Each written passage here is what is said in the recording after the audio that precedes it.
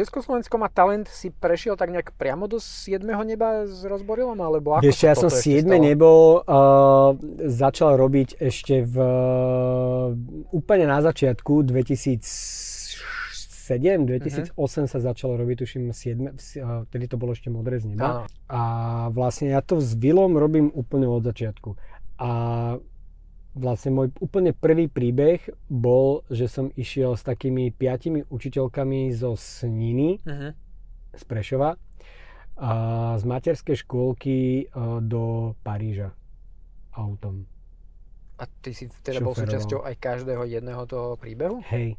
Wow, to som nevedel, ja som myslel, že ty si už ja som v tej bol súčasťou každého jedného príbehu a vlastne až potom neskôr som začal robiť iba štúdia, že som prešiel na takzvaného asistenta réžie a tam som vlastne začal robiť iba štúdia, že vlastne som nerobil už tú produkciu na tomto projekte.